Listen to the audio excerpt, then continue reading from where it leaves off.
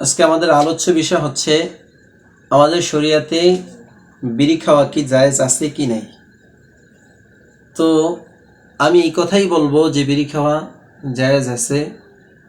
কখন জায়েজ নাই এই কথা আমাদের পুরোপুরি জানতে হবে। তো এক ব্যক্তি আমাকে প্রশ্ন করছিল, হুজুর বিড়ি খাওয়া জায়েজ আছে নি? আমি বলছি হ্যাঁ, বিড়ি খাওয়া তো জায়েজ আছে, বিড়ি খাওয়া জায়েজ আছে। কীভাবে জায়েজ? আমি বলছি আপনি বিড়িগুলা আপনি কসলাইয়া আপনি ভাতের মতো লোকমা দিয়ে খাই নেবেন, তাতে আপনার কোনো গুনাহ হবে না। কিন্তু আপনি যদি এই বিড়িতে আগুন ধরায় টাইনে খান, তাহলে আপনার কি হবে? গুনাহ হবে। এভাবে পান করা মাকরুয়ে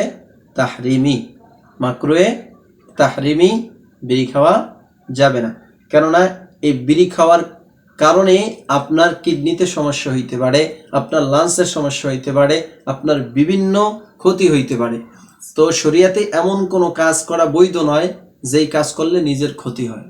এমন কোনো কাজ শরিয়াতে বৈধ করেন নাই, জায়েজ করার দেন নেই। এরপরে আপনি দেখেন, আপনি বিড়ি খাওয়ার পরে আপনি মসজিদে আসলেন, আপনি মানুষের কাছ থেকে হাঁটলেন, মানুষের পাশে বসলেন, ওই মানুষ আপনার দুর্গন্ধর কারণে ওই মানুষ কষ্ট পাইবে। আর আল্লাহ রাসূল সাল্লাল্লাহু আলাইহি ওয়াসাল্লাম বলেন যে কোনো ব্যক্তিকে কষ্ট দেওয়া, কোনো মুসলমানকে কষ্ট দেওয়া, এটাও একটা গুনাহ। এই দেখেন, আপনার বিড়ি খাওয়ার কারণে আপনার শারীরিক ক্ষতি হইতেছে, পাশাপাশি আপনার কারণে অন্য ব্যক্তিও ক্ষতিগ্রস্ত হইতেছে, সেও কষ্ট পাইতেছে।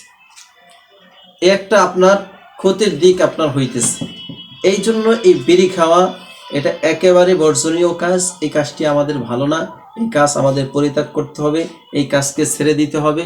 বিড়ি খাওয়া মোটেও সই হবে না। কিন্তু দেখা যায় আমাদের সমাজে, আমাদের বাংলাদেশে কিছু শাহবাগী মহিলা বের হইছে, তারা রাস্তার ভিতরে ধূমপান করে। আমাদের স্বরাষ্ট্রমন্ত্রীর তিনি তার ছবিকে তারা আগুন ধরায় রাস্তার ভিতরে অসম্মান তাকে করা হয়েছে।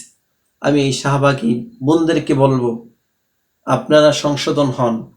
এই বাংলার জমিনে 92% মুসলমানের শরীরে এক বিন্দু রক্ত থাকা পর্যন্ত আপনাদের এই অযৌক্তিক কথা মেনে নেবে না। এই জন্য আপনাদেরকে আহ্বান করব, আপনারা এই কাজ থেকে ফিরে আসেন। আপনারা এই রমজান মাসের ভিতরেও আপনারা এভাবে প্রকাশ্যে জনগণের সামনে আপনারা বিড়ি খাইছেন, এটা ফ্যামিলির কোনো মেয়ে বা কোনো ব্যক্তি এভাবে করতে পারে না। আপনারা যা কিছু করছেন, আপনারা জনগণের কাছে মাপ চান। এই আহ্বান করে আমি আমার আলোচনা শেষ করছি। আশা করি বুঝতে পারছি।